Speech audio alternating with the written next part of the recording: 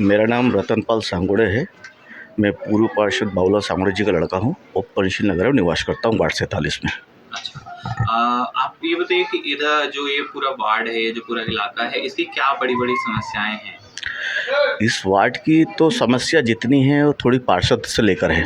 विधायक ने अपनी निधि से तो जो रोड बनाई, शेड बनाए, बुद्ध विहार का निर्माण किया, उन्होंने जितना अपनी निधि के अंतर्गत आना था और वार्ड में जो काम होने थे, जबकि यहाँ पर 15-20 सालों से बीजेपी का पार्षद है। वो पार्षद के क्या काम होते हैं? नाली बनाना, साफ़ सफाई, जो आप पूरे वार्ड में देखोगे तो आपको कहीं भी देखने को नहीं मिलेगी।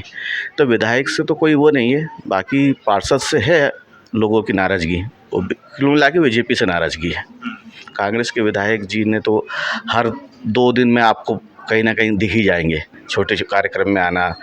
और विधायक जी ऐसे हमारे यहाँ के कि जो पूरे भोपाल में उनको हर वर्ग का आदमी, बच्चा हो बूढ़ा हो, जो हर आदमी उन्हें जानता है, क्योंकि वो आए दिन लोगों के बीच में रहते हैं, है ना। और उनके विकास कार्य भी दक्षिण पश्चिम में काफ़ी है और काफ़ी सक्रिय भी है वो।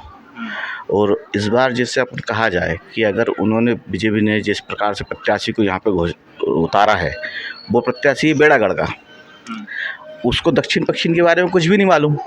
एक प्रकार से देखा जाए तो उसे ये नहीं मालूम कि पंचशील नगर कहाँ है, श्याम नगर कहाँ है, बंगाली मोहल्ला कहाँ है, संजय नगर कहाँ है, राहुल नगर कहाँ है। जिस व्यक्ति को वार्ड की जानकारी नहीं है, वो व्यक्ति इस वार्ड के लिए क्या करेगा? तो ये एक प्रकार से तो मेरे ख्याल से बीजेपी का पूरा बंटा ढारी है। और जो समस्या है, इस बार फिर कांग्रेस की सरकार बनेगी ऐसी उम्मीद है हमें पूरी, और पूरा भरोसा है। विधायक जी फिर चुन कर आएंगे और फिर उनके जरिए हम विकास कराएंगे, क्योंकि हमें पार्षद से तो कोई उम्मीद नहीं है। क्योंकि पार्षद ने देखिए, आपने नाली देख रहे होंगे, जगह जगह आप जिस प्रकार से कचरा देख रहे होंगे, जिस प्रकार से अर्थव्यवस्था जो बिगड़ी हुई है छोटी मोटी, ये सब पार्षदों का काम है। एक चीज़ है भैया कि ये जो कॉन्स्टिट्यूएंसी रही है, ये अक्सर बड़े नेताओं की रही है। इससे पहले उमा शंकर रहे हों या फिर अभी पीसी शर्मा, ये मंत्री स्तर के नेता रहे हैं। उमा शंकर पहले गृह मंत्री भी रह चुके हैं। तो इतने बड़े नेताओं की कॉन्स्टिट्यूएंसी होते हुए भी मैं देख रहा था कि बहुत मूलभूत सुविधाएं हैं जो वो भी इधर नहीं हैं।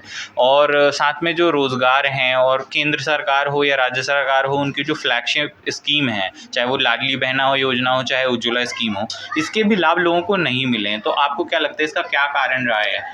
देखिए, उसका ये कारण रहा है कि उन्होंने जैसे लड्डू तो दे दिया है, लेकिन उसको पैक कर दिया है कि आप खा के दिखाओ बिना हाथ लगाए। तो मसला ये है कि आपने योजना दे दी, KYC कराओ, तो आप इससे आधार से लिंक कराओ, तो फिर आपकी समग्र ID से ये होना चाहिए, आपका एक नाम भी गलत है।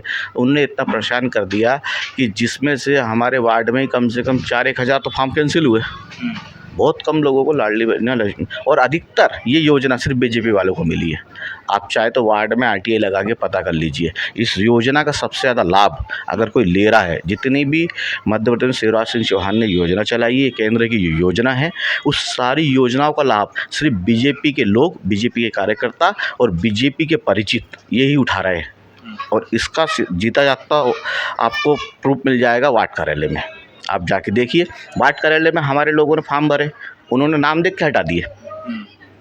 बहुत से लोगों के पेंशन के फॉर्म हटा दिए, बहुत से लोगों के वृद्धा पेंशन के फॉर्म हटा दिए, बहुत से लोगों के उन्होंने लाडली बहना योजना के फॉर्म कैंसिल कर दिए, सिलेंडर के फॉर्म कैंसिल कर दिए। क्यों? क्योंकि उन्हें लगता है ये हमारा आदमी नहीं है। सिर्फ बीजेपी के लोग और बीजेपी के कार्यकर्ता और बीजेपी के रिश्तेदार और उनके मिलने वाले परिचित और उनके कहे अनुसार लोगों के ही फॉर्म भरे गए, बाकी सब लोगों के उन्होंने निरस्त कर दिए।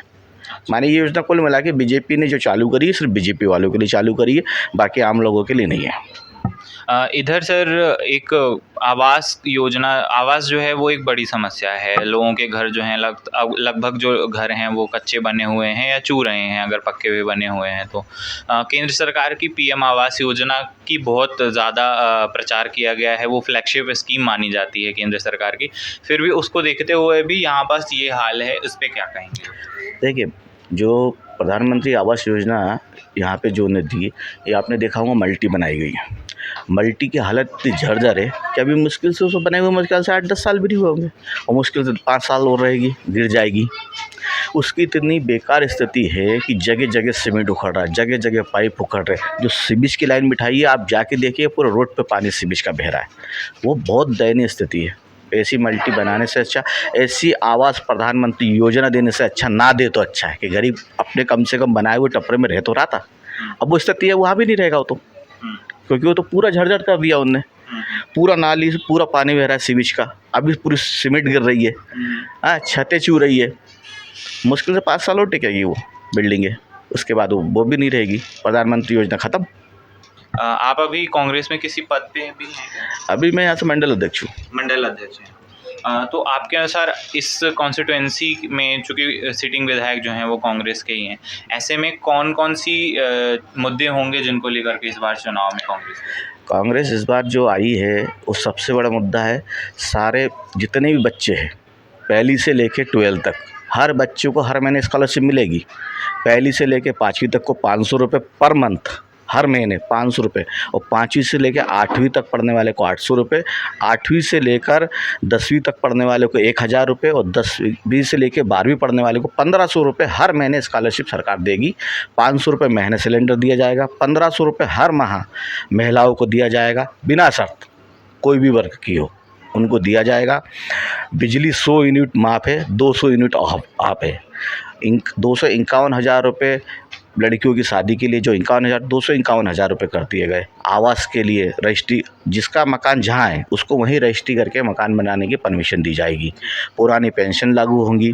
ये बहुत सारी योजना, किसानों का कर्ज माफ़ होगा जो रह गया था। कमलनाथ जी की 15 महीने की सरकार थी, उसमें जितना कमलनाथ जी ने करा अपने वचन पत्र के हिसाब से, मेरे ख्याल से 15 साल की तो 18 साल की बीजेपी सरकार ने नहीं कर पाया। और वो किसी कर्जा लेके नहीं